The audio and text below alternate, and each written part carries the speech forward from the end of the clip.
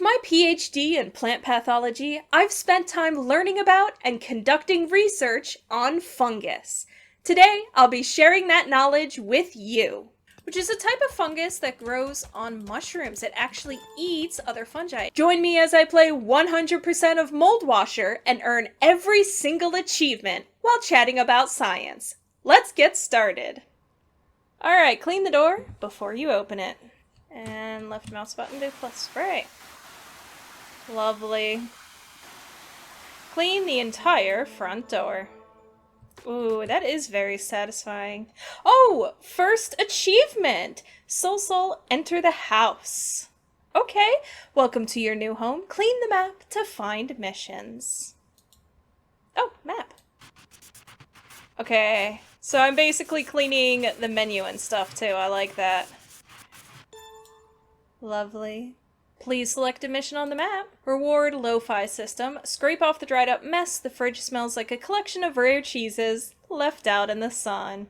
A lot of cheeses do have fungus in them. Hi there! I am such a cute little character.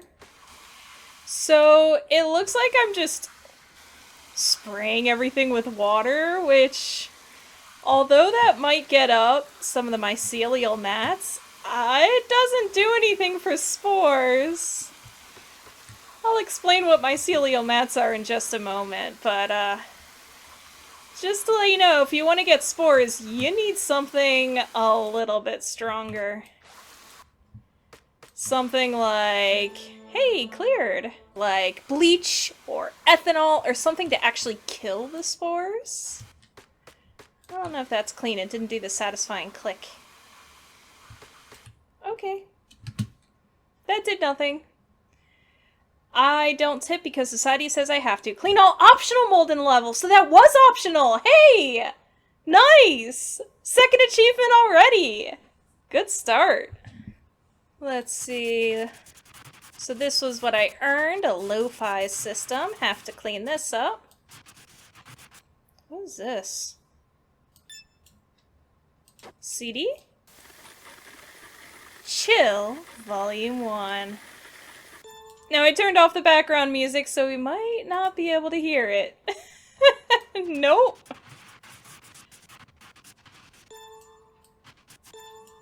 Alright, well, it's supposedly cleaned. Though again, just removing the mold growth that you can see and not the underlying spores can be a problem. Okay, looks like there's two different types of currency. And I'll also tell you where to find the Sausage Sage's shop. Wipe down the fridge walls. I like the sausage sage.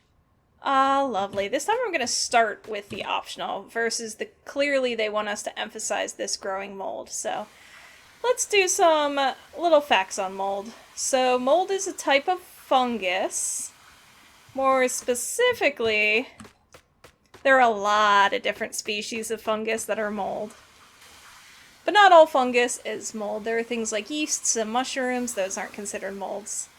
But the term mold can encompass thousands of species.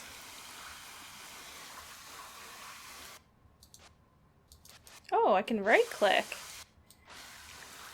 I don't know what the difference is. Oh, I see it at the bottom right. So left-clicking is more of a general spray, and right-clicking is very focused. Okay. Speed up. Woo! So mold is often spread by spores. The spores go into new spots, whether by water, air, or things like that. You know, things that might transfer it into a new spot and then it will grow. You can never get rid of mold spores in the air. They're kind of always around. But what you can do is create, ooh, lovely. What you can do is create a really uncomfortable environment for the mold, so it just does not thrive. And what's this? Ah, another CD. So things like temperature, humidity, jungle. Sure. If you make sure the mold doesn't have the temperature, humidity, food source that it needs, then it won't grow or thrive. Shop is now available. Let's check it out. Shop. Hello there, little sage hot dog. Sorry, sage sausage. Range, pressure, radius. Let's buy some pressure. That sounds nice. Okay. And I guess I'll get some range too. Nice. And it looks like we have another refrigerator mission. Clean the freezer. Something unidentifiable is frozen solid in there. Mmm, lovely. Ah, interesting. Oh, what's this? A little panda! Cute! Are you a panda? Are you a panda in the fridge? Was that once a living panda? I'm not gonna think about it. Okay, let's do this. I guess this was once a living chicken. Maybe I shouldn't worry too much. So, humidity is by far the most important thing. If it does not have enough water or humidity in the air, the mold just will struggle to grow. But since we're in the freezer, I have to mention temperature is extremely important as well. If you do not have the right temperature, if things are just way too cold, the mold growth slows down so much. So, given how cold the freezer is and how much mold there is here, how long has it been this bad? And done! Okay, so I only did 79% of the extra cleaning that time. That is okay. We will be doing 100% of this game. I wonder if I can redo levels. Yeah, okay, so I can redo levels. Let's redo that freezer level and see if we can get the 100%. Beyond humidity and temperature, if you can get rid of the food source, that can really help. If the mold doesn't have any way to get energy, it really won't grow and thrive. However, with all the species of mold, food sources can be quite varied. So actual food that you and I eat, it can be things like cloth or drywall. It is surprising everywhere that mold can grow.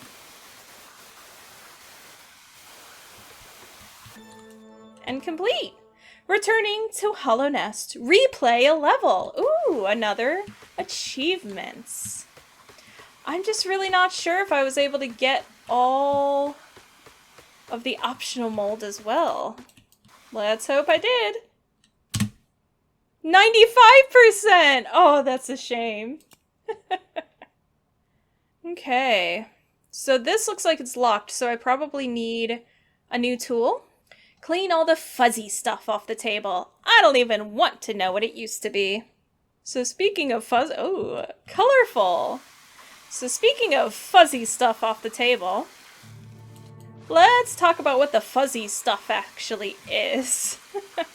So I mentioned mold spores. Ooh, that is moldy too. I mentioned mold spores. Spore is just one part of the life cycle of mold and fungus in general. So spores are these like dust-like particles that can be various colors, and they're actually, so there's a really colorful thing over here, and even this being black. The colors usually come from the spores. Wow, this is not being removed very efficiently. Maybe I should upgrade my tool. There we go. So this dark color is interesting. Some of the colors that you find in mold might be caused by something called melanin, which is found in our skin too. And it helps the mold, just like with our skin, not be affected by UV radiation nearly as much. So if you see something like a dark colored mold, that might be melanin. And they have all kinds of different types of pigments, but that's something in common that they share with us. So if a spore lands in an area, it germinates into what we call a hyphae, which is like this tube-like structure that can branch kind of like a tree. If you look at it under a microscope, it might look like a tree. It's very pretty in my opinion. And a whole bunch of hyphae together form mycelia. And the mycelia is what we call the, like, white fuzzy structures that you see. And that's what I'm actually clearing off here. 100%, yeah, I didn't see any optional. Wonderful. Let's see what's over here. There are ooh, a little pineapple. There are too many toys. I can't keep up with cleaning them. The garage needs tidying up. Please clean it up. Sure. Oh, it's a little itty-bitty garage. Okay, cute. I wonder what this whole society is like. With sentient sushi and mushrooms and sausages. Well, regardless, they can all be affected by mold and they'll want it gone. So going back to that mycelium, the white fuzzy structure, the next step in the life cycle is something called conidia, which are the structures that house the spores. So that's the full life cycle, circle of life for mold. Ah, I can go inside. Cute. Let's start over here. Now, mold can reproduce asexually, meaning they don't need a partner, and that's usually where you get the conidia. Or they can reproduce sexually, meaning they do need a partner. And that's where you get some genetic diversity in there. Either way, you're getting spores. Are these little matchbooks? Like matchsticks? Oh, that is cute. I love the details of this game. And of course, we have the nuts. These little nuts, that is. Okay, that was the full garage, I think. Let's clean up down here. All unauthorized stickers must be removed from the fridge. Unauthorized stickers.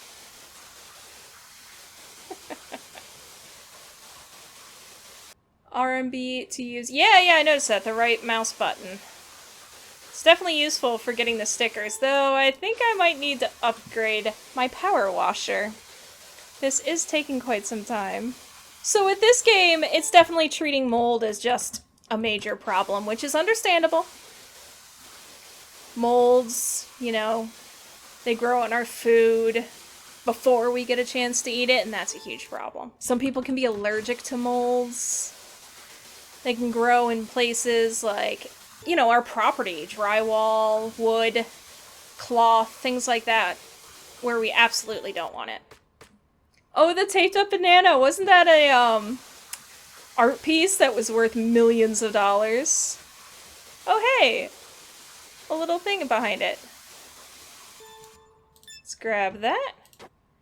Oh, and it's actually the taped up banana, yeah. Yeah, wasn't it an art piece that was worth like millions and they replace the banana every day and tape it? Where it's like, it's not the art itself that's worth money, but the concept of the art. Or it's just, you know, wealthy people putting money, having way too much money to spend, that they can just buy, you know, concepts. Let's get the rest of this mold. So yeah, back to what I was saying. We tend to see mold as a major problem, but fungus in general can be so useful. It can provide us with natural pigments. I mean, look at these beautiful greens. Isn't it lovely? Mold can, or fungus in general, can produce antibiotics. Think about things like penicillin. That is a fungus. Some like natural cholesterol-lowering drugs, like statins, are actually produced by fungi. Fungi being the plural of fungus. Let's see, 430. I want to increase pressure. Let's do that twice. That'll make this faster. And we have a little mission over here. Clean everything that smells stronger than espresso. Thank you, casual carrot. Oh boy. Oh, I would hate to be here. I do love the way that they show this pink and the way that, oh wow, this grows really quickly. I just wanted to mention that the way that they have it growing, where it's like growing outwards in a circle, is very appropriate for mold, but wow, this has a really high growth rate. I have grown quite a few molds, so I'm a plant pathologist. All of my training and degrees are in plant pathology. Nothing I grew ever grew that quickly, but You know, sometimes it can take a matter of hours or days if you have the ideal temperature, and you can actually physically see the change and the fungus grow. So it can be really quick, though. This is extremely quick. Then again, I'm assuming our little sushi is moving at the exact speed that I see. It is a sentient sushi, though, so maybe they're just speeding up time for me as a visual representation. Hello, flying spaghetti monster. And this might be the last thing. Yeah, item number 4. That water in the left corner is a bit murky in my opinion. But I guess we're gonna deal with that later. I love this TV and the antenna being paper clips. That's so cute. Let's go ahead and clean this off. Wonderful. Oh, it turns on. Just aesthetic. VCR player, perhaps? Haven't seen one of those in a while. Gumball machine, maybe? And, VCR. Which, you would never want to power spray these. They're a little more sensitive than that. Okay, let's put you in. What are you? Psychedelic dinosaur playing keyboard. Beautiful. And, oh! Oh, a puzzle piece. Oh, cute. A wall hanging. Okay, and then, let's put you here. Here. Banana on the wall. Let's make you eye height. So that way it's perfect. You always go to the most expensive thing in the room. Let's see, what else can I do? Back to the fridge. Something's been spilled in the fridge, and that fly is leaving dirty little tracks. Well, I can handle it. It does look unpleasant. Go, go. So I mentioned that spores can spread with with air or water, but it can also spread by things like insects. Go away! I didn't take much entomology. It's the study of insects. I didn't have much of it, but I did have a few classes because plant pathology, plants can run into trouble and diseases based off of fungi, bacteria, oomycetes, viruses, but also things like nematodes, insects, all kinds of important stuff. Fly. Go away! Oh no. Oh no, I drowned the fly. Waterboarding! Oh, I feel so bad! I waterboarded the fly! Hey wait, you didn't stay waterboarded. No, I don't think you fully drowned, but I sure it felt like it. Oh no. Okay, so I need to have this stay down. You know what? I'm getting the eggs. You do your little thing. I will be back to you. Sometimes controlling things like plant pathogens, you don't actually go after, especially viruses. It's hard to control the virus itself, but if you control the host, which is often like an insect, perhaps, then you can actually control the spread of the virus. What are you? You are an egg hammock. Okay, stay down, let me get rid of all the mold first. Stay down. It seems like it's required to waterboard this thing. But they don't stay down. They should put in sticky traps, so we use them in greenhouses. There might be these different colored sticky traps, because the different insects are attracted to different colors. Yay, it's cleared! And that'll help prevent the spread of both the insects and whatever pathogens they're carrying. Oh, I only did 49% of the extra cleaning. I probably should have tried to get the walls. Let's see, looks like we have something down here. Oh, is this a dog bowl or a kitty bowl? Probably dog because of the bone. Let's get up these dirty little paw prints. I guess things like animals can also spread spores. I mean, we ourselves can spread pathogens. Or just fungus in general. Again, my world is full of pathogens specifically, but that doesn't mean that's what all fungus is. I mentioned a few, pharmaceutical benefits. But even just our food, we can benefit from fungus. Things like blue cheese is a specific type of fungus with the cheese. And we couldn't have blue cheese if it weren't for fungus. Same with yeasts in our bread. Yeast is a type of fungus. And, beers and just alcohol production in general is through fermentation, all through fungi. So plenty of benefits. They aren't all purely negative, but it depends on the species and how we use them. Let's get this all cleaned up. Oh good, it is separated. I was hoping I wouldn't have to go all the way over here and have to clean absolutely everything all at once. That'd be difficult. I wonder how long this area has been abandoned for all this mold to grow. Let's get those stubborn molds. There we go, and we have something. Oh, little fish. Maybe beta fish? Hard to say. Okay, I would like to do the wall next. This mold growth rate is absolutely insane. I cannot get over that. So, growth rate is actually something that we calculate in molds. It differs per species and the environment that it's in, but it is something that we can kind of calculate in a way once we control for a lot of the variables. So let me give, an arrow. Oh, probably saying that I can walk on that. Thank you, I figured it out myself. Over here, I'd like to... Yes, got the wall. Woo! I can breathe a little more. So let's do this bowl first. Because if you think about it, all the water from here will kind of drain out onto this mat. I don't know. I know right now we're just trying to get rid of all the pretty colors, but oh well. This is very cute. So how to actually measure growth rate is pretty interesting. So we grow fungus in these specifically designed growth chambers that help us control precisely for humidity and temperature. So we make sure that when we're like, let's say I have an unknown fungus growing and I want to figure out, what does it look like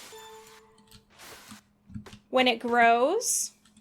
How fast does it grow? What does it look like under a microscope? There's all kinds of things when you have this unknown fungus, which is a really common problem in plant pathology. Like, plant is sick, you want to isolate the fungus, but as I said, there's spores and all kinds of things in the air and everywhere. So you can't just assume that whatever you're growing is exactly what you're looking for. You have to isolate it from all the bacteria, viruses, other fungus, oomycetes, anything else that might be out there. Some of which are completely benign to the plant or humans or anything else, and some of which can be harmful. So what you do is you take these petri dishes. A petri dish is like this circular, used to be glass, but these days they're plastic, container. They're about like, 3.5 inches in diameter and like half an inch tall, let's say. And you use that and you put in the food for the fungus. Is that done? There we go. Okay, there's still one more thing I'm missing. Oh, there's still some dirt from the paw prints. Hey, got it! Oh, we're tackling that gross, murky water sink. Perfect! That'll be so satisfying. Oh, sometimes working with this stuff can just be gross. Oh, hey. Oh, good, we're unclogging the drain. That's badly needed. Lovely. Now let's start left to right. I've worked with some pathogens of absolutely delicious food spinach, tomatoes, even just like wheat, you know, food that we eat every single day. Working with the rotting version of those for hours a day in, day out, and then you like, middle of the day, get hungry and it's like, oh, time to eat. The smell can get pretty bad though. But, it's not too bad. I might lessen the amount that I have of the type of food that I've been working with. So if I've been working with squash, for example, I might not have squash for a little bit. But honestly, it just makes me appreciate the healthy versions a lot more. They seem even more vibrant and healthy and firm and delicious and wonderful when you've seen the exact opposite. I'd imagine that's the case if you're cleaning, if you've cleaned sinks that are this bad. When you do see a wonderful clean sink, it's probably even more noticeable and great. A clownfish. I will get back to the how to check growth rate in just a moment. Got distracted by another story, but I'm sure there'll be plenty more levels. Let's get that new tool. Yes, what are you? Stinkfist, buy a new tool. Good, good. Okay, and we have a little Nemo fish. Oh, this is moldy. Oh, I'm so sorry. I'm putting all my collection on something that needs to be cleaned. How could I?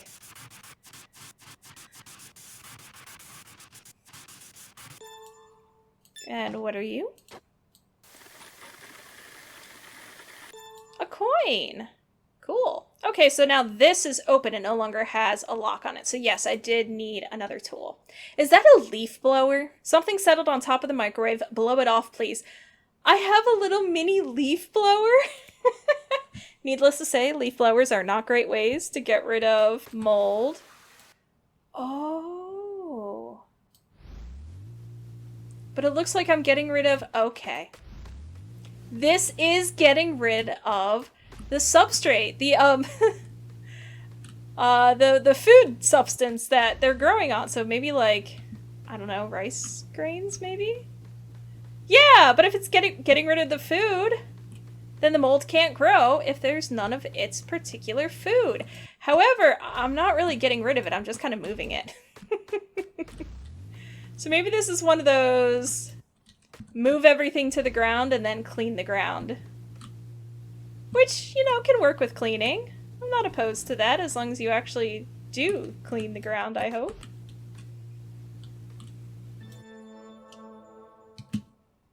Okay, wow. Pretty good reward, quite fast. Let's see what this mission is. It's too early to dry the dishes. It's never too early to get rid of humidity. Oh, that is unpleasant to look at. Please don't put your dishes there. Clean it first. Okay, so back to measuring growth rate and frankly, just deciding what on earth your mysterious fungus is. You need to grow it on a petri dish. So within the petri dish, you create a media that is perfect for the fungus to grow. Now what that is you'll have some sort of food substance. For plant pathogens, not surprising, we use plant stuff. Might be like potato dextrose agar, so that's potato plus sugar. And then agar is like a jelly-like substance made from red algae. Pretty much everything is grown on agar when you're growing fungus. When you heat it up, it's a liquid, but it'll solidify at most temperatures that you can grow the fungus on. Other food is going to be like, I've used V8 juice when I was working with the pathogens on tomatoes because V8 juice has tomatoes. So we would literally buy commercial cans of V8 juice and put it through cheesecloth so we didn't have the big chunks. Though sometimes we didn't even have to do that. It depended on what we were making. And sometimes we would dilute it with water. Frequently we dilute it with water. Add the agar, so that jelly-like substance, and pour it into the petri dish.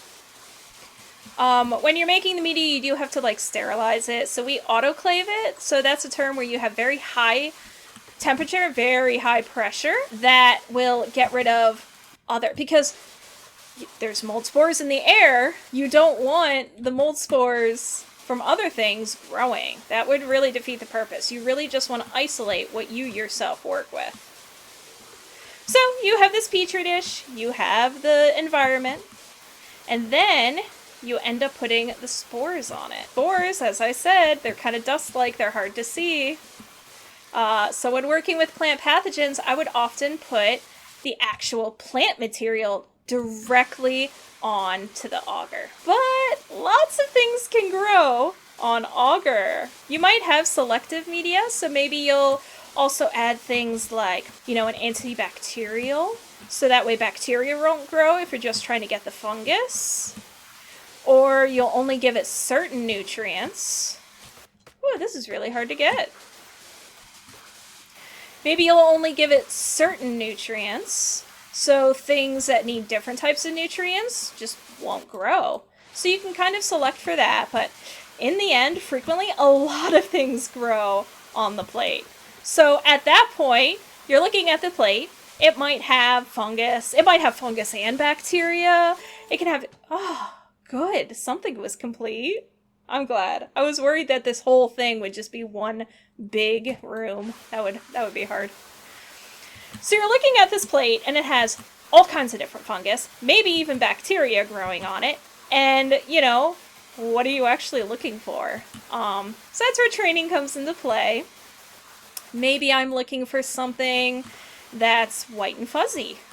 Maybe I'm looking for something that's dark and black, or maybe it's a specific color. So depending on what substrate you grow it on, it could be a red or green or all kinds of things like that.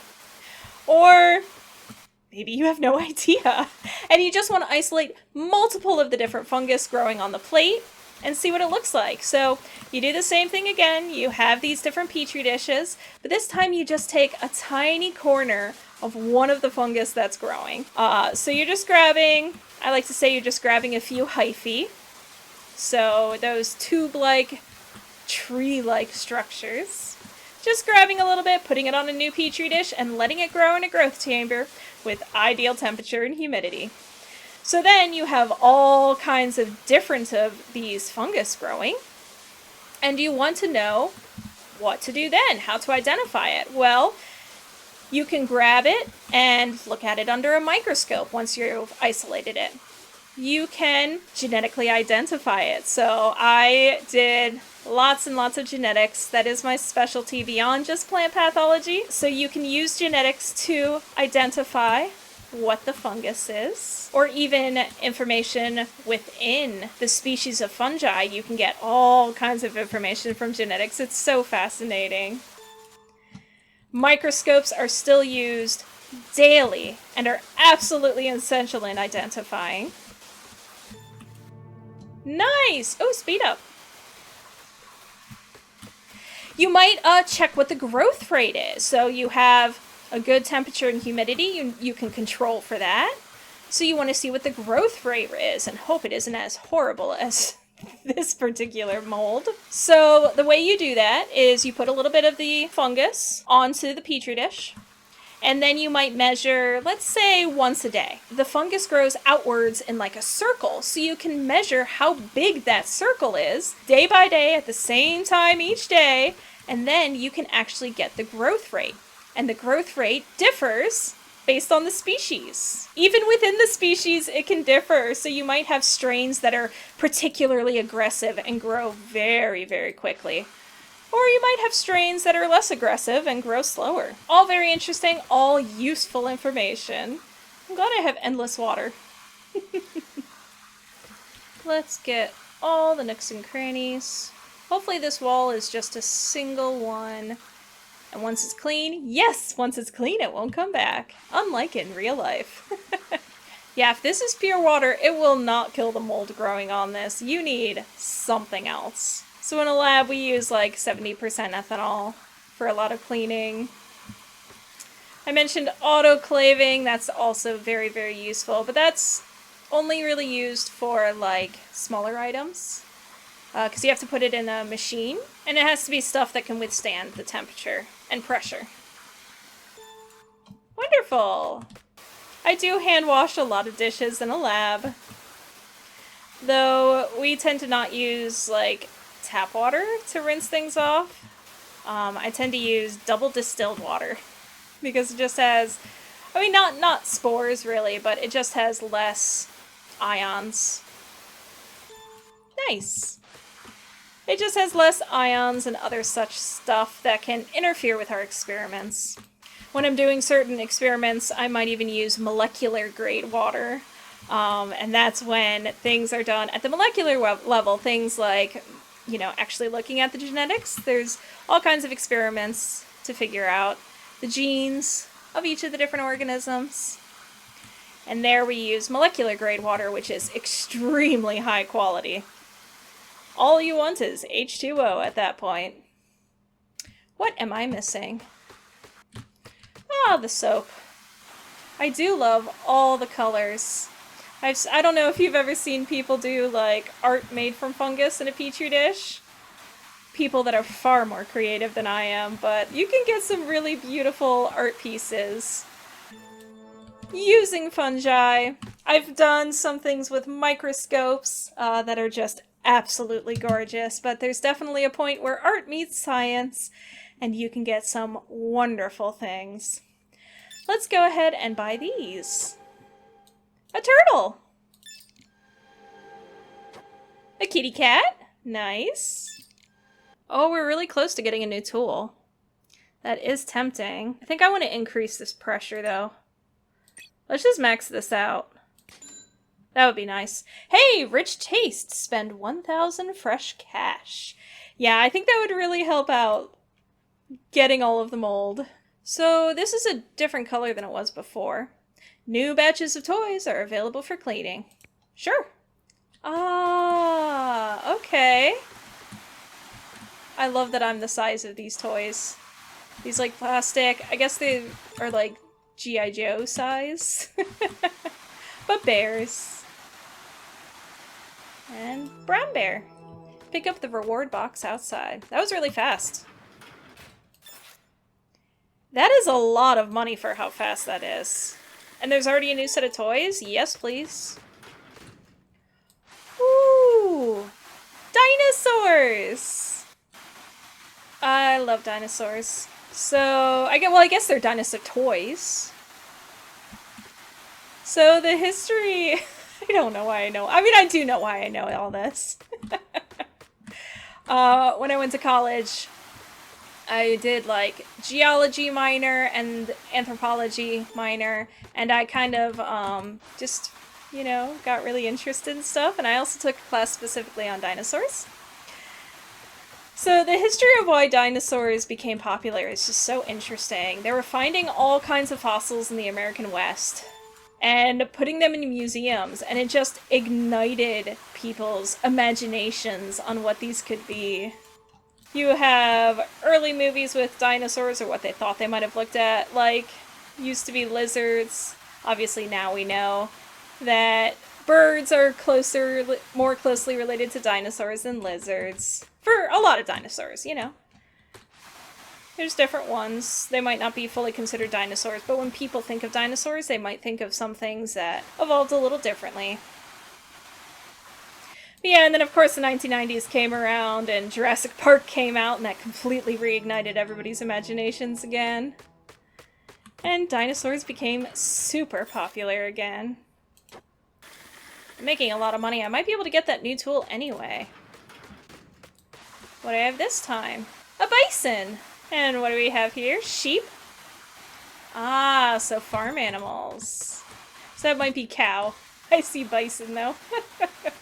Well, bison can absolutely be farm animals. I lived out west, in the American West for a bit, and they did offer bison as a food source. Though they weren't like genetically pure bison, they were bison that sometime in the past had been bred with cattle. That's usually what you see on farms, versus like, if you go to Yellowstone National Park and you see bison, those are genetically bison. Completely. Another reward. Wonderful. Ah, we have music, a little mini guitar, drum set, speakers, very cute. No new toys yet. Check back later. Alright, but that was a huge burst of money. And a new CD. Let's check out the shop. Yes, we have enough to get whatever this is. Let's head up here. The shelves are full of stuff that shouldn't be there. Clear them off. And I need the leaf blower. Lovely. We have got to be doing the floor at some point, right? Clean this little salt shaker. Oh, I wonder how bad it is on the inside, though. Oh, you know, let's get the wall, too. I wonder if this is optional cleaning. If you have mold in one area, ignoring it does not really get rid of the problem, though. You should really get rid of all of it.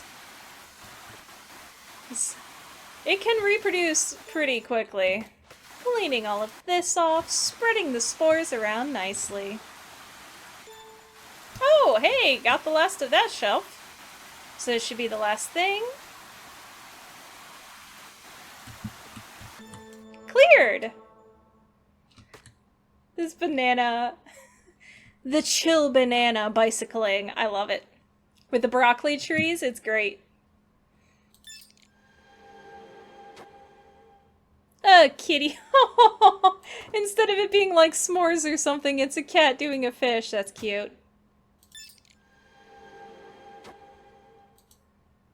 Ambient music. Yes, please. Oh! Sushi at the Disco. Play 5 CDs. I just thought it was a good joke, since I don't have the background music on, but it turned out to be an achievement. Delightful. That microwave looked atrocious. I really want to clean it out. Yes. I mean, ew, but yes. Let's get all of this out. In labs, we actually use microwaves too. We have non-food safe microwaves, just so you don't ever confuse it with one that's in a break room. But they're so useful for heating up, you know, like small amounts of liquid. Especially if you don't need it to be like a particular temperature. You just need it to be hot and liquid. Let's switch tools. Oh, that's nice. Oh, we're using that right now. So one thing I would use microwaves for frequently... Oh, hey! Little matchsticks and making into a ladder. Cute. So one thing I would use microwaves for pretty frequently is to make agarose gel. So you don't need to know the name or anything. Oh man, that really pushes me back. You don't need to know the name specifically, but it is used for helping to differentiate the size of different DNA and RNA molecules. So it's this jelly-like substance, you know, but this one is made out of seaweed. And you put it into a buffer, and the buffer needs to be boiling hot. So we just use a microwave for that because it doesn't have to be that specific. And then you pour it out and it solidifies at room temperature. And it's like this matrix, so there's all kinds of holes and pores. And the DNA or RNA, whatever you're looking at, goes through at different speeds depending on how large the molecule is. So if you have lots and lots and lots of DNA in something, and it's just like this huge molecule, it will move so slow through the pore. And the little tiny ones move very, very, very quickly. So you can tell the size based on how quickly it is. And you usually run what we call a DNA ladder. Something that's standardized, you know exactly how big the DNA is. And you compare it to that ladder. And that way you can see how big your DNA molecules are. So I'm sure you're wondering, why on earth would you want to do that? Well, it can tell you a lot. So it can even tell you what species something is. So going back to that, where I said you have an unknown fungus, what do you do? One thing you can do is you have an enzyme that cuts DNA at a very specific spot. And it'll cut the DNA at that very specific spot, you know, multiple times on the DNA, creating these different sized molecules. And this is, it sort of creates like a fingerprint. Yes, it is literally called DNA fingerprinting. I know, very clever. And depending on the sizes of the molecules and how many and which of these molecules that you have, you know, the different sizes, that's how you can tell what you actually have, what species you have. It is so useful. They even use this type of genetic testing to see, you know, if you've ever seen those "Are you the father?" type things, that's the type of testing that they do, is using these types of gels and seeing the size of the DNA molecules. Though, of course, these days, it's more expensive, but you can sequence the entire DNA molecule and know precisely what it is, not just by size. It can be really expensive, but it has gotten pretty cheap in recent years, which is very exciting. Ooh, I don't want to fall off. Can I fall off the platform? No, I cannot. There's all kinds of neat little tricks to tell you what you are looking at. So it's not just a white fuzzy thing that you just don't know what it is. There are ways to tell. I have played, oh lovely, so satisfying. I have played other like oddly satisfying games on this channel. I came out with Supermarket Chaos, that's a video right before this one. And I'm working on another one called A Little to the Left, which is kind of like oddly satisfying and also like a little bit of puzzles. It's very nice. But because I'm trying to 100% that one too, it's taken me a long time. One of the achievements makes me log in every single day for 100 days, and I am absolutely doing that. But it may take a little bit to get the video out to you. Ooh, the whole handle is bad.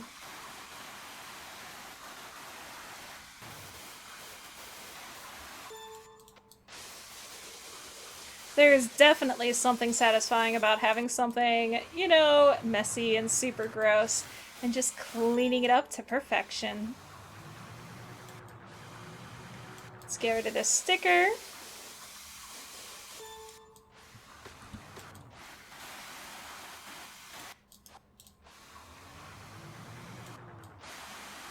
And clean off this handle, and this should be the last thing that needs to be cleaned.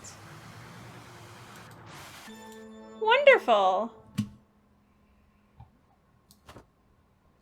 Let's actually replace some of these stickers. Hey, second thoughts. Change your mind after placing a sticker. Perfect! Looks like this drawer needs cleaning. Houston, we have a problem. The spoons have seen the stars. Bring them back to Earth. Oh no. We have a bioluminescent mold. Lovely. Isn't this beautiful? There are actually bioluminescent fungi in real life. Not all species, just some. Oh my. There's so much here. It is not all species, just some. And it needs to be very, very dark for you to actually see the glow that they have. I don't know much about it, so my specialty is plant pathogens. I don't know if you get some of these like beautiful purples and stuff like that. I'm really only aware of greens, but there's so much I don't know. There are thousands and thousands of species of fungi. And I definitely haven't worked with all of them. Not even close. But I do know that in order to get the glow effect, there's some sort of chemical, don't know it off the top of my head, and it's a reaction with some sort of enzyme, also do not know it off the top of my head, I've never worked with these types, and it creates this like greenish glow. It's really neat. I'm actually surprised that the game, you know, kind of referenced it. That's really neat of the game. Let's do this counter. Hello, chill broccoli. Welcome to the star of the show for your morning routine. Clean the appliances before they short circuit. Sure, let me add water to the appliances. I'm sure nothing will go wrong there. Very beautiful level though. I love all the colors.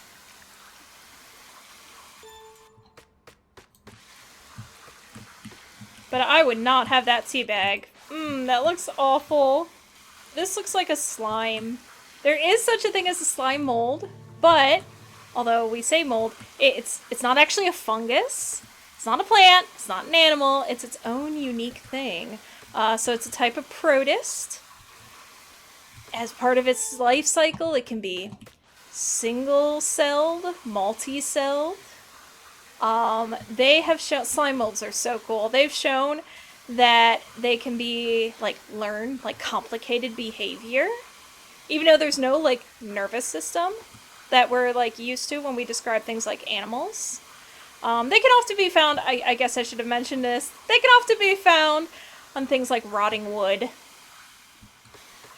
But they are very neat, and they are not a fungus.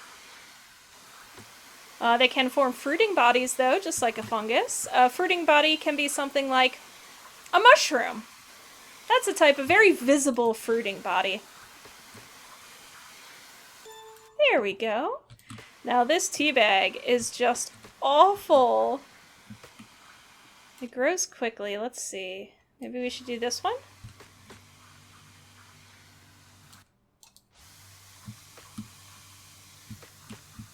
Doesn't seem to be staying clean.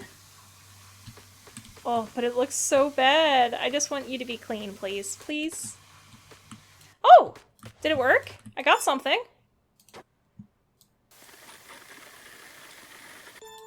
Nice! Another sticker. Okay, it doesn't look clean, but at least I got a sticker out of it. And please, please, do not have the bread that came out of a toaster that looked like this, unless it's a lovely paint. If it's mold, don't eat that bread. Thank you. This one grows so fast. Oh, cleared. Nice. That was growing so fast I had to keep going over and over it again. Don't look down. Climb the spinning blades and wipe away the thick dust. Let's get this ceiling giant looking fresh and clean. Do I get to clean a ceiling fan? I do. Okay. Oh no. It's not brown. It's orange. Ooh. That's pretty gross. I remember cleaning once a ceiling fan that, I don't know if, the person I was helping just never used their ceiling fan or if they used it and were just spreading dust everywhere. But man, it had not been cleaned in a long time and there was just like a thick layer of dust on it.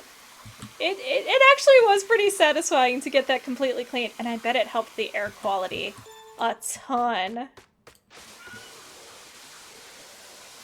And we have the actual mechanism. If you hear that meow, that is my kitty cat. She likes to imagine that she's my co-host. Let's get this entire center motor cleaned and ready to go. I'm hoping it's its own separate area. Maybe it's not. Ah, there we go. Just the last little bit. Let's go over here.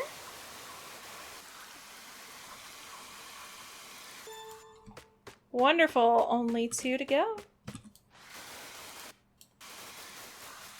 Get this nice and cleaned, and the air will feel better. This stuff is growing so fast. That's insane. I guess they're trying to encourage you to upgrade the tools. Nice, and then the last one. The edges, I do like how they show how the edges grow out. That is the hyphae growing. Only the tips of the hyphae are the ones that actively grow. So if you see a mycelial mat, what is in the center does not grow very well. It is the tips of the hyphae that grow outwards. And can I get something? Ooh, I can get all kinds of things. What should I do? Let's grab this one. Oh! Beauty Corner. Unlock the decoration room. I didn't know I could just click on that. Cool, so I can decorate over here too. Hey! Can I put the panda over here next to the bamboo? And what's this? Hello there, drum set. Wonderful. Well, that was an easy achievement. There's rice everywhere. Clear the table, blow it away. Okay, let's put it on the floor and procrastinate for later. I wonder how odd it is for the sushi to be blowing basically little bits of itself off the table. That has to feel very odd. Is it like, oh no, here's a dead body? Or is it like, oh, these are just like skin flakes? Either way, I hope our sushi's getting paid plenty to do this.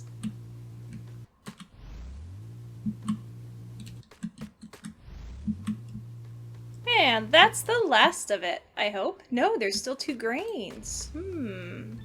There we go. Okay. Oh, Bancho's biggest nightmare. Collect 5,000 fresh cash. Alt-Fire, walk with me. Clean an entire level using only secondary cleaning mode. Oh, cool. Wow, that's rapid-fire achievements right there. I think I'm going to do more toys. I really want to get some of the different tools. Immediately get a speed up. Cool. Hello, little snake friend. An owl. Beautiful swan. So we have the bird collection. Flamingo. Flamingos look so cool when you see them in person. They look so odd. Same with toucans. I've never seen toucans in the wild or anything. Just in zoos. I did see a turkey in the wild, though, at a national park. It was at Great Smoky Mountains National Park in, like, Tennessee. It's in Appalachia. And I saw wild turkeys on the side of the road. It was cool. Let's see, we have another VHS. I wonder if it'll be bird-themed. We have gemstones, perhaps? Yeah, this looks like opal.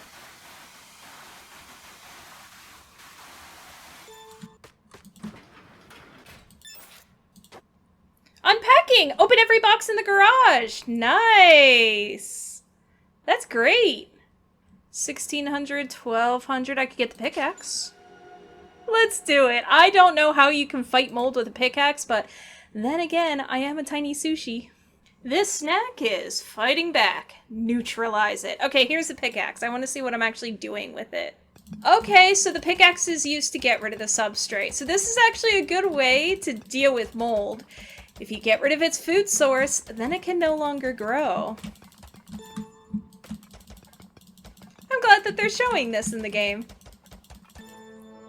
Wonderful. That was very quick. Smelly, messy, and highly flammable. Wash off the grime and light up the scrap. Ooh, I have to say this is so pretty though. All the different colors. I mentioned earlier that melanin... Ooh, fire. That is a great way to kill spores. Fire tends to kill a lot of living things, though not everything, of course. Some things actually really depend on fire in order to grow. So if you think of, like, lodgepole pine or sequoia trees, their seeds are covered in this thick resin. Because they want to wait until there's, you know, going to be sunlight and available nutrients for them to actually grow. Which can take a very long time. Those trees live for a while. So, is this the best use? Maybe I should try this. That's better for now. So they require fire to melt the resin that releases the seeds, so that way the seeds can then grow. So fire can actually be important for life in a very positive way, and not just something to kill life. Let's see. Okay, so I burn these, whatever these are. Old paper towels, maybe? So these pretty colors that you have here,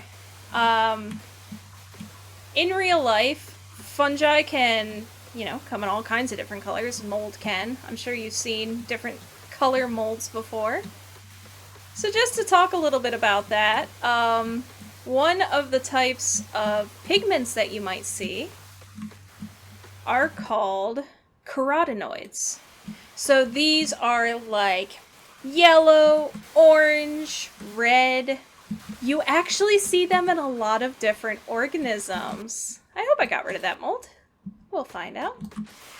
You actually see the yellow, orange, red being caused by carotenoids in a lot of different organisms.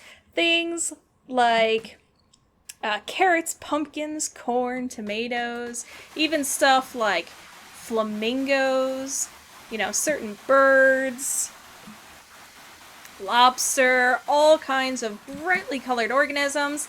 It's the exact same pigment, or at least the same pigment family, even if it's chemically a little bit different. In plants, the carotenoids actually help with photosynthesis. They're a very important element, pigment for that. In fungi, they're more used to like protect against UV radiation or antioxidants. You'll also see carotenoids a lot in the fall. Lovely. Now that's complete. See, this completely grew back, so there was something that I was missing. Maybe these two are attached. So you'll see carotenoids in the fall. So in leaves, in deciduous trees, so those are the ones that lose their leaves in the fall and winter. You can see the reds, yellows, and oranges. Because the chlorophyll, let's get the fire. Because the chlorophyll, oh, hello, you're in the way. Because the chlorophyll breaks down in the fall, then the chlorophyll is what gives it leaves that lovely green color. And then you can actually see what's underneath. And the other pigments, which include the carotenoids. So when you see the colorful fungi, even if it's gross to you, when you see the colorful fungi, they're also like the fall leaves in that you see some very similar pigments. Please check the pipes. Oh no, this looks horrible. Now I would like to note, not all yellows, oranges, and reds are carotenoids. Hey, mushrooms, another type of fungi! Am I supposed to get rid of you? You look so happy, though.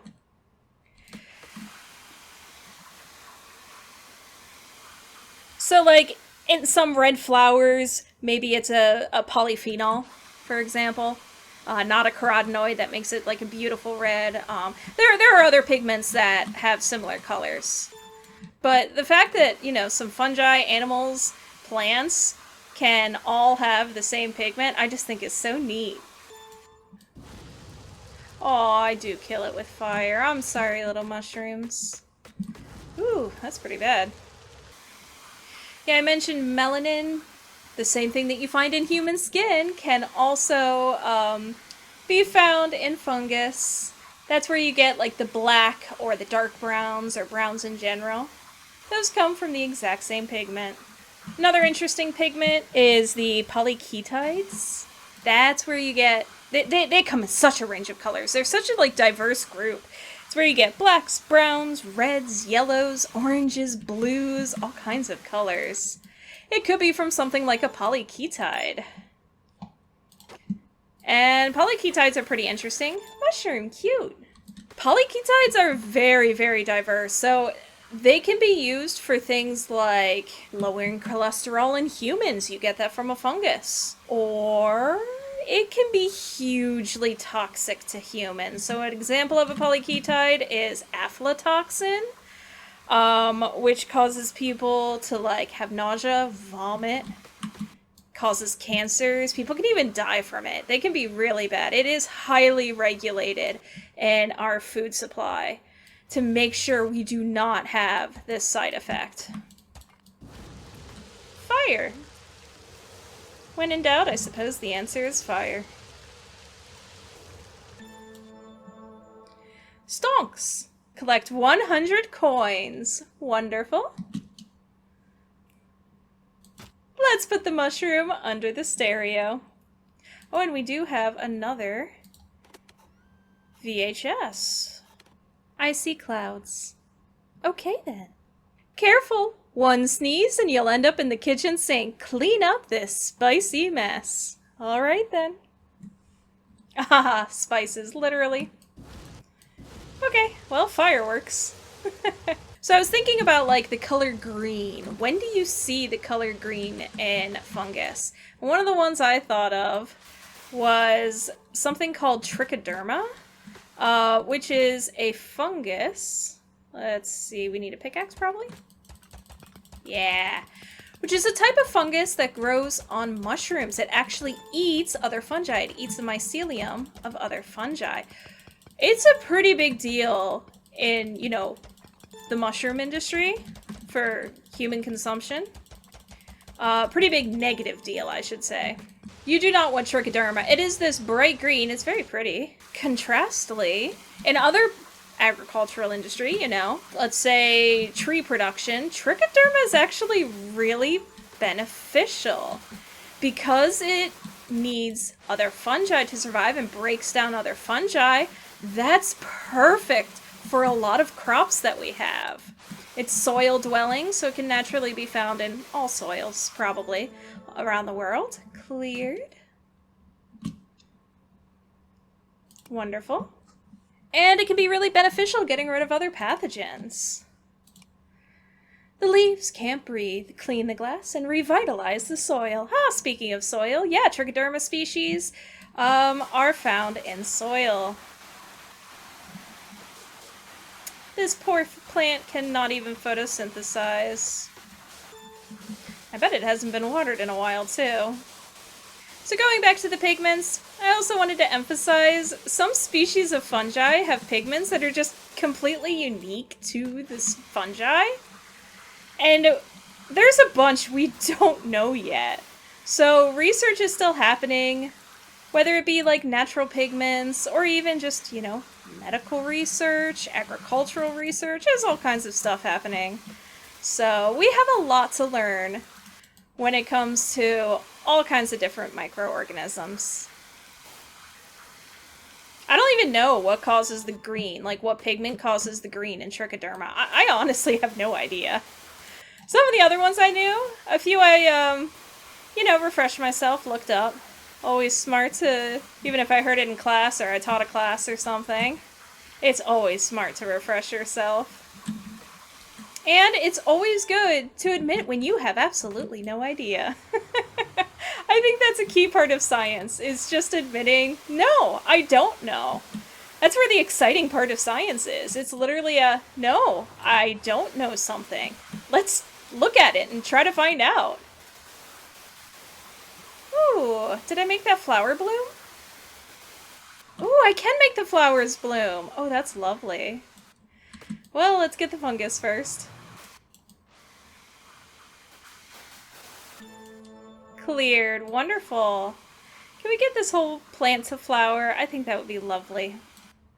Yeah, there's a reason I called myself Rose's Gaming Greenhouse. I love flowers. I think they're absolutely beautiful. Though they do not bud because, or they do not bloom because you put water on them. That would be cute though. Oh, high grow! Water every flower in the pot. Very nice! I just think it looks so pretty. Clean the freezer. Something unidentifiable is frozen solid in there. Again, well, at least now I have the gift of fire. Oh, I just saw how much money I have. I can buy, I think it might be the final tool. I should do that. Okay, we have cherries. Raspberries with a sticker. Nice. Looks like a little peach sticker. And we have a mushroom. Wonderful. So I mentioned that mushrooms are edible. Obviously, they're an edible fungus. But another type of edible fungus is called corn smut. It is a disease on corn. But it's also a delicacy in Mexico. Please, please forgive me if I mispronounce this, but I believe it's pronounced huitlacoche. And it's just a different type of fungus, so some people see it on corn and see it as a pathogen. Others see it as an absolutely delicious delicacy that you want to eat. Cleared! Wonderful! Let's look at the shop and get this. What's hiding behind the bars? Scrub the vent. Ooh, something unpleasant, I'm sure. Here's a new tool. It looks like it freezes. Interesting. Airflow is a fantastic way to spread mold spores around. And we don't want to be doing that here. Oh no, do I not have the range? Let's try this. I think I actually need to quit this level and get some range. Let's increase this. Let's increase it all the way. Why not? Let's get some radius as well. I'm glad it actually kind of saved my spot a little bit. That's really nice. And now I can actually reach it. All right.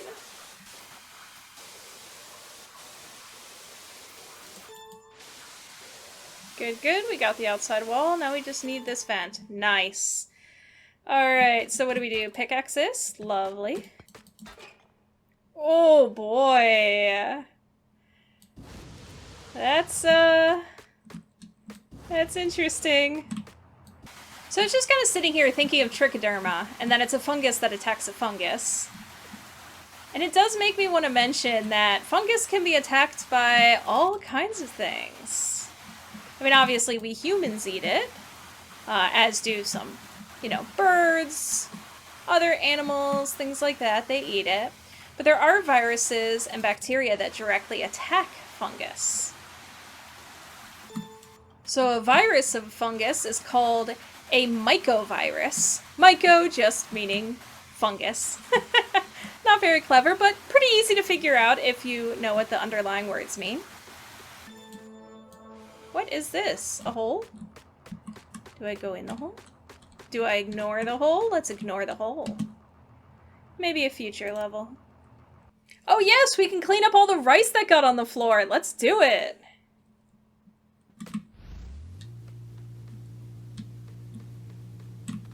Nice, goes in a trash bag. Perfect.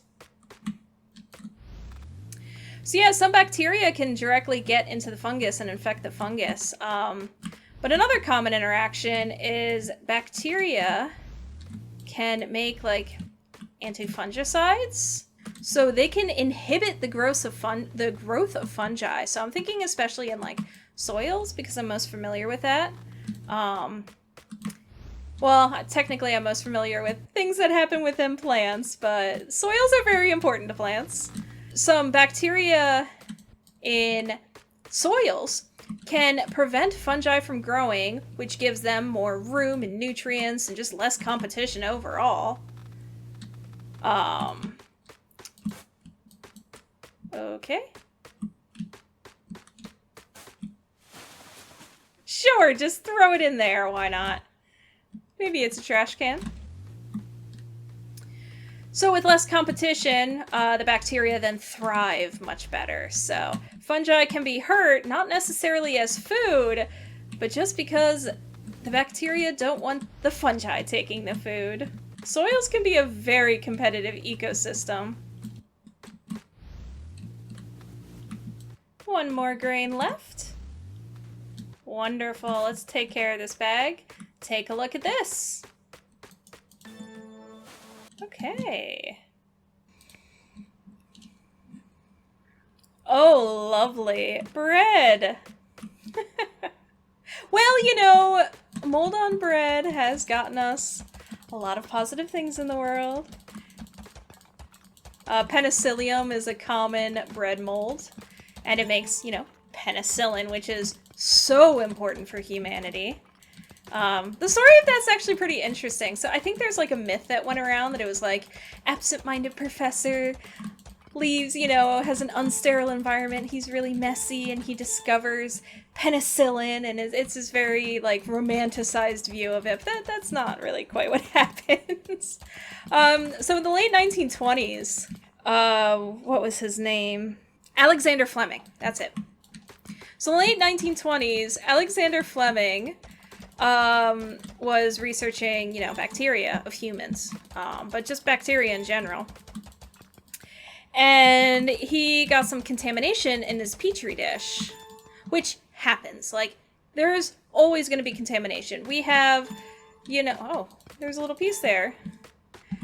We try to get rid of as much contamination as possible, but, sometimes things happen. And so he got some fungal contamination in his petri dishes. And around the fungus, there was this clear zone where bacteria just would not grow at all. And this was, an antibiotic that the penicillium was producing, so that way bacteria wouldn't grow. Again, that's at decreasing competition. Something that's very common in the microscopic world. Wherever they can decrease competition, it's nice to do so. But this is in the late 1920s, and at the time, they tried to isolate it, but it was just so unstable. And it was just kind of set aside as like a neat little specific for lab techniques thing. So if you have mixed cultures where you have bacteria and fungi, and you're just trying to isolate like one species of fungi or one bacteria, then this was like perfect. So it was like used in labs for very specific purposes, but it was not available for any kind of medical purposes. That didn't come around until like a decade later, late 1930s into the 1940s. And at that time, there was a team in Oxford working with a team at USDA, so in the United States, in Illinois, I believe. And they were working on, different penicillium strains and trying to just make this viable for human subjects, because dying from an infection is really bad at the time. But they had to produce it all at a mass scale. Let's pick this. Behind the drywall was a forbidden forest. Wash away the bioluminescent mold and make your way through the giant mushrooms. Beautiful. I bet it will be beautiful. Oh, nice. I like it. So multiple labs were working on this. I think a team in Wisconsin was also working on it. But they really wanted to make this more at a mass scale. They were trying to find the right techniques. They were trying to find the right species. Just everything to really make this go well. Maybe pickaxe? Perfect. And then eventually it got to a point where it was starting to get mass-produced. You get some clinical trials, but the scale was still really small. And so then that's where private companies come in. And the private companies do research to really commercialize it and make it for a huge scale. Now, all of this was happening during World War II. So it was kind of seen as like, hey, do it for the troops, Lots of government money was going into it. It really wasn't available to the general public. I'm sure it was in rare cases, but for the most part, it was just available for the military. Until World War II is over, then penicillin started becoming available to the general public and started becoming this huge, miracle drug is how it was billed. I'm sorry, beautiful mushrooms. But of course, it's not like, oh, penicillin was just discovered in the 1920s and mass-produced in the 1930s. Honestly, ancient Egyptians used to put moldy bread. Ancient Egyptians used to put moldy bread on infected wounds. So, this knowledge had been around for a very long time that something was in the mold that was very, very helpful. It's just later that we, scientifically we were able to isolate it and mass produce it and make it readily available so now infections aren't nearly the death sentence that they used to be, thankfully. And obviously we've found so many more antibiotics since then, relatively speaking, compared to none. And a lot come from our friendly fungi. I feel so weird power washing with water, this like electrical outlet.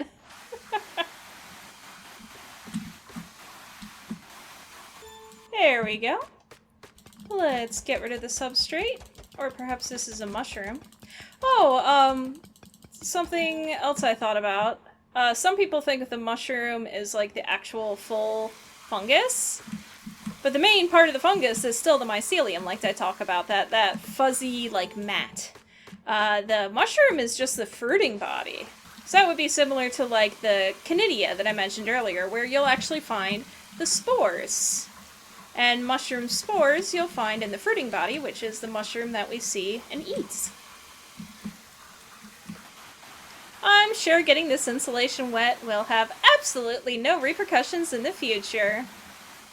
In fact, adding all of this humidity. Mold doesn't like humidity, right? I wonder how the developers of this game thought of... I mean, mold washing, I know that there's a game called Power Washing Simulator that's supposed to be very satisfying. I've never played it myself, so I don't know what it's actually like. But, so that makes sense, but I wonder why they thought of a little sushi. It's so cute. But why did they think of it? If you have any questions about fungi, or plant pathogens, or genetics, I'm kind of, I am an expert in all of those things. I have taught a few college courses, I have a few degrees, I have a few published papers, so I guess I can call myself an expert. I think that's a little bit of, imposter syndrome. Where I always think of the people who taught me and inspired me through the years. And I'm like, oh, but am I as good as them? Am I as knowledgeable as them? And it's like, yeah, it's okay to say it. But yeah, if you have any questions, feel free to drop a comment. And I'll either respond to it in the comment or maybe even include it in a future video. Because I try to think, like, what would people want to know about, and I'm really just guessing at this point. The way I do these videos is I play 100% of the game, complete the entire game, which means there's not as much feedback from you. Though I suppose one day I could stream, and then I could get live feedback from people. That would be cool. I think I'd like that. Cleared! Since this is my favorite tool, let's just increase it completely. Acquire hardware. Fully upgrade any tool. Wonderful. Another achievement. Hold your ground. Turbulent winds and sticky grime await deep in the air duct. Let's try it out. Oh. What on earth are you? Kind of looks like insect eggs, right? Or are they trying to say, like, this is rice? It could be rice. Piles of rice that got... Let's see. I don't know. It kind of just looks like insect eggs to me. Oh, okay. They're treating it like a food source. So this is probably rice. Though, of course, fungi can attack insects as well. There is nothing precluding that from being the case. Hey! Use a flamethrower on a grain of rice. Okay, well that answers the question. This is rice. Glad my sushi doesn't catch on fire, otherwise it wouldn't really be sushi much anymore now, would it? Let's get rid of all this fungus here.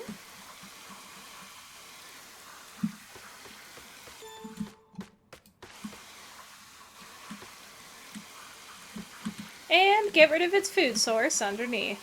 Oh, can you imagine how many spores are being produced? How did the rice... Wait a second, how did the rice get in the vent?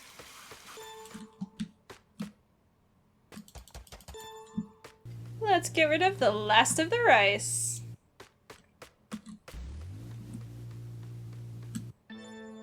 weird. Let's head back to our nemesis, the fridge. The compressor is choking on dust. Breathe life back into it. Oh. Behind the fridge this time. Oh! Hello. Sorry, little guy. Well, just don't spread mold around, and then you and I are good. And sorry, little spider. Hope you didn't need that web anymore.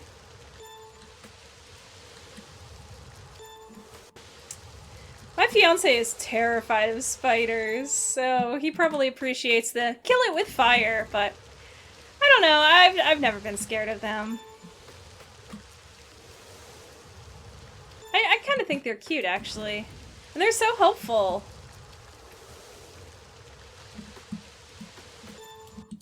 Let's get rid of this slime mold looking fungi, perhaps, or maybe bacteria. Bacteria can secrete all kinds of different things that can be slime-like.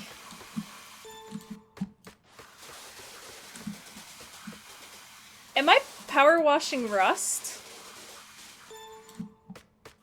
Weird. And let's call this one just a mysterious liquid.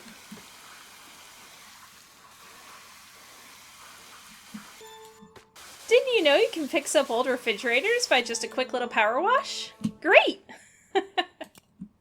It smells like 1,000 burnt pizzas in here. Oh no. Oh, the oven. Okay.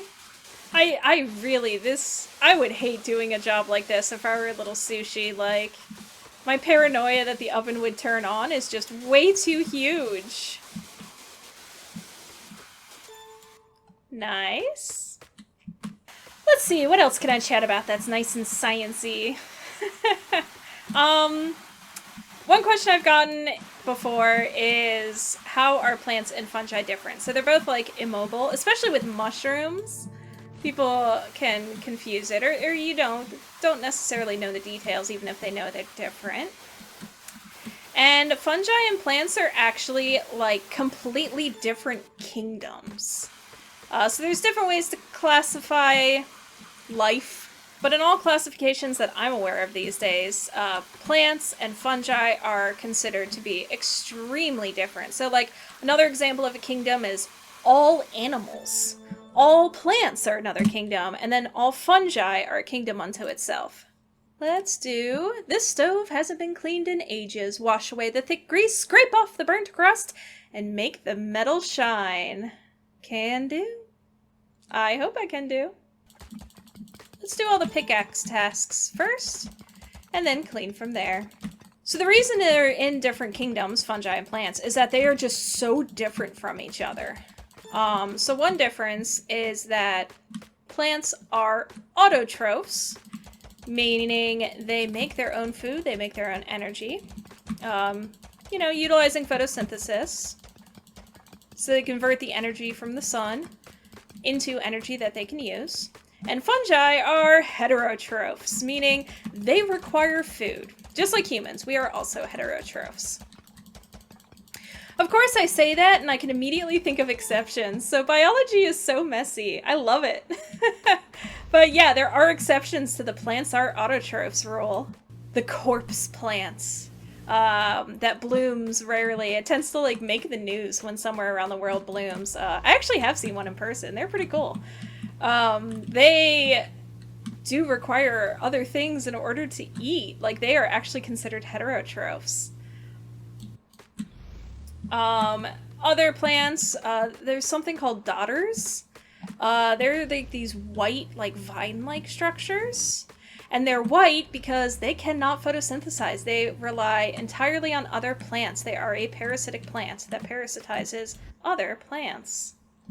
As much as I say there are norms, there are also very much exceptions. Another difference is that fungi, their cell walls, have chitin in it. So chitin is actually found in things like the exoskeletons of insects or the exoskeletons of like crustaceans. That's all made of chitin. So closer to animals on that front. Whereas for plants, it's cellulose. Very, very different. Wonder if I can get a better angle on this. Like, can I go from above? Oh, there's a spoon over there. I'm sure that's what I'm meant to do. At this point, I'm determined. Perfect. I just didn't want some of it to grow back. There is something satisfying about doing this. Though I doubt I'd feel so in real life. I don't know. I guess I have cleaned some stuff where it looks so nice afterwards. Hey, the last grain of rice. Wonderful. Let's get rid of you. Wonderful.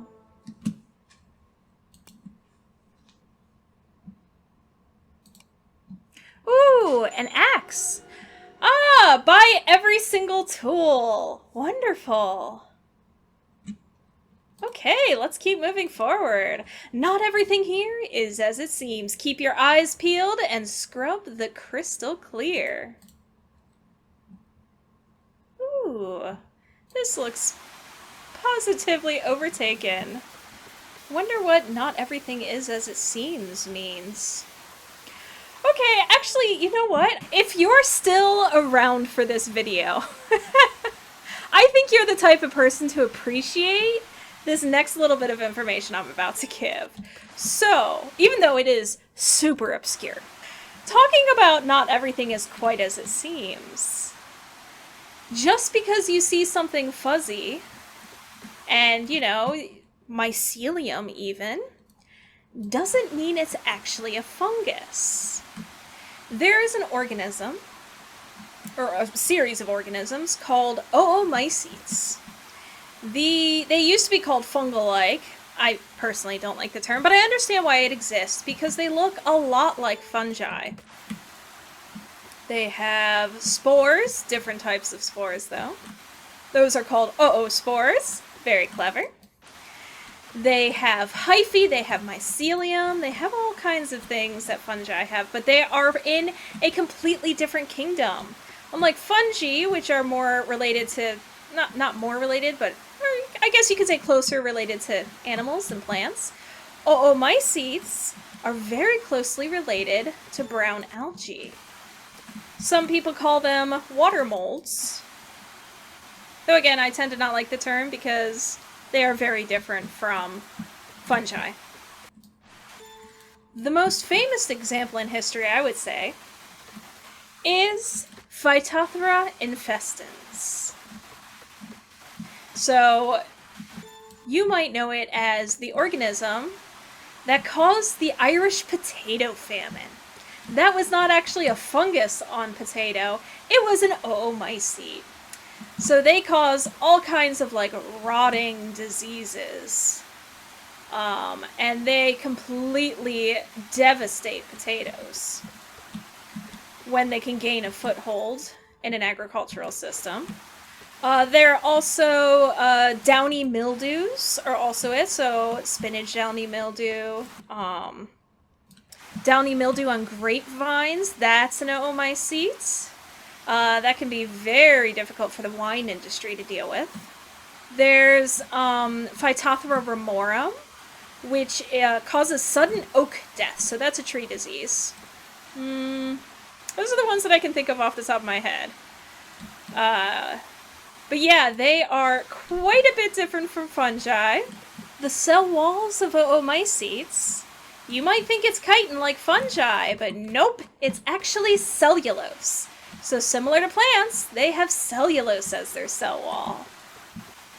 While they do have hyphae and mycelium, this gets, again, really deep tracks, I suppose. So fungi, when you think of hyphae, you can... I guess we'll wait till the next level to find out. Let's upgrade something.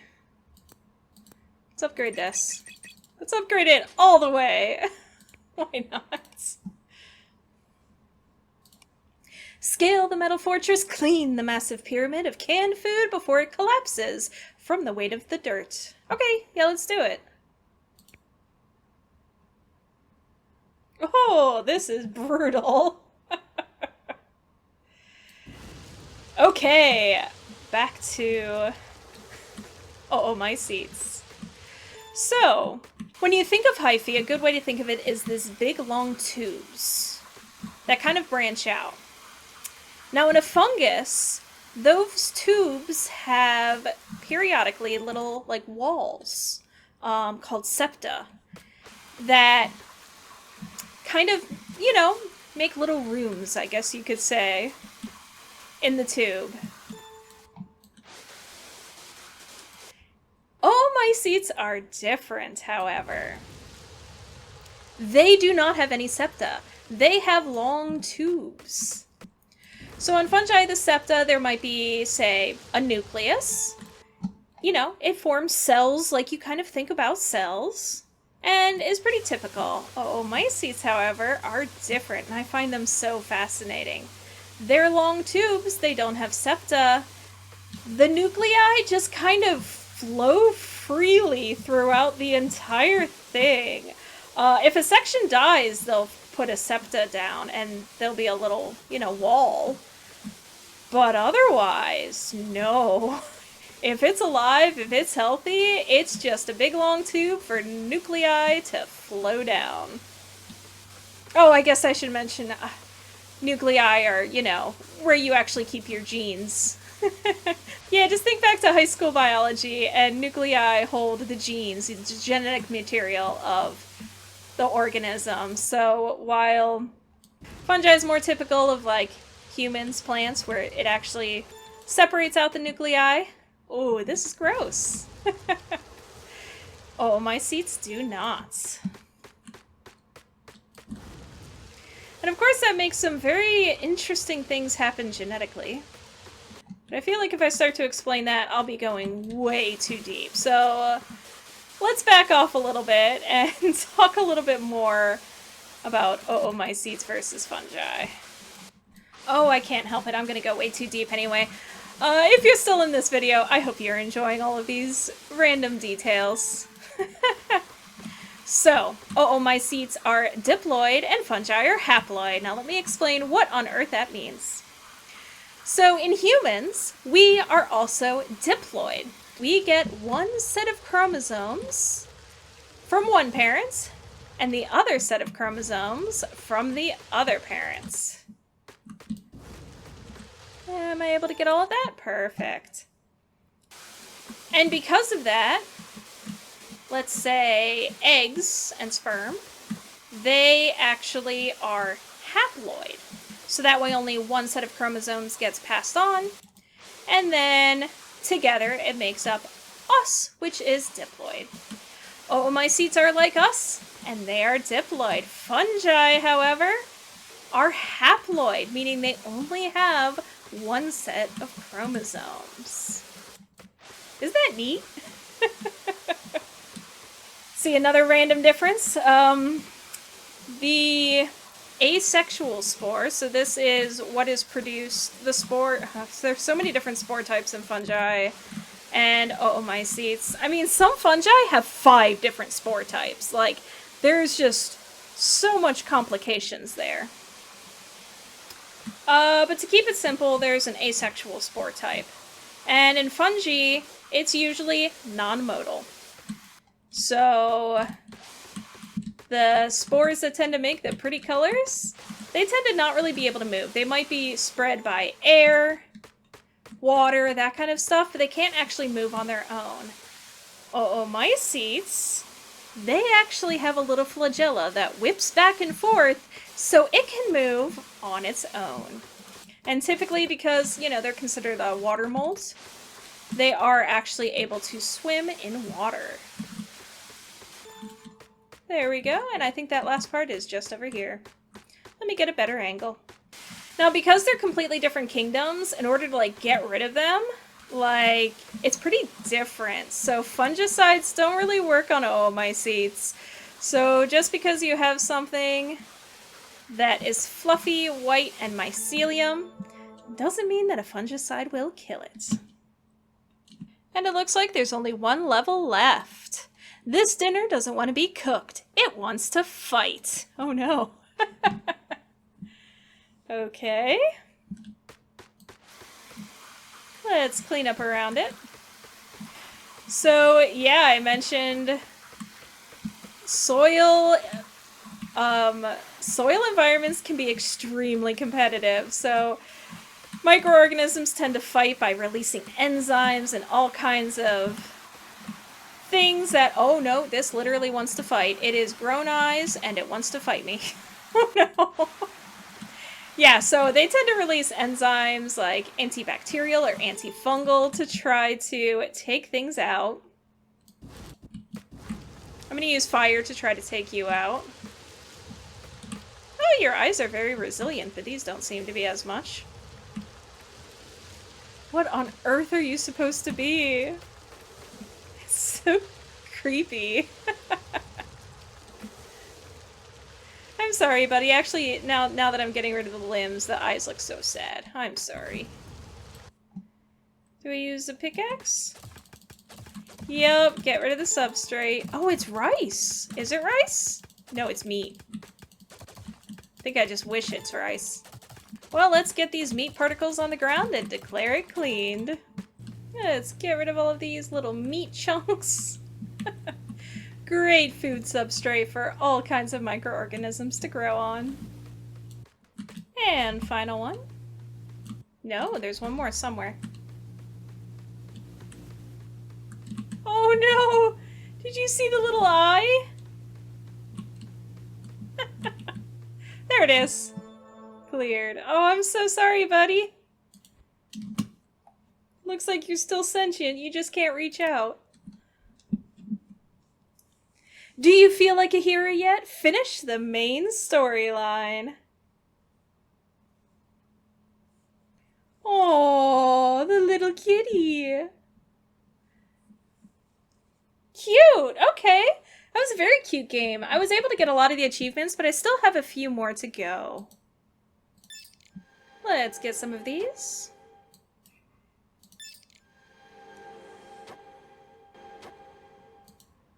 Crystal. It's not gambling if you know you're gonna win. Buy 25 decorations from the gachapon. Wonderful! There we go. For science, you monster! Fully upgrade every tool. Another VHS tape. A lovely fire. I think I'll keep this one. Let's light this on fire. I looked through the achievements and unfortunately, little buddy, you are going to have to burn. Toasty! Burn the cockroach. I am so sorry. It was needed to be a completionist. Let's do a little fire. Cook this chicken up. Let's do a little of this.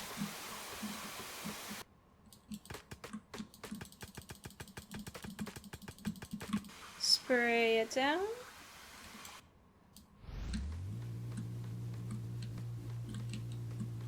Okay.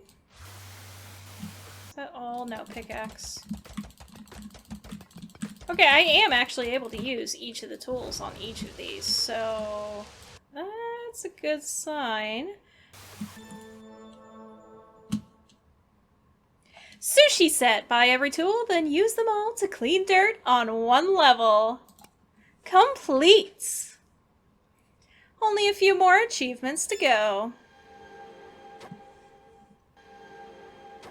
Another cassette.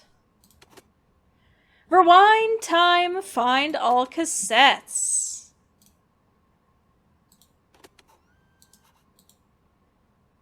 A dancing pizza, let's leave that on.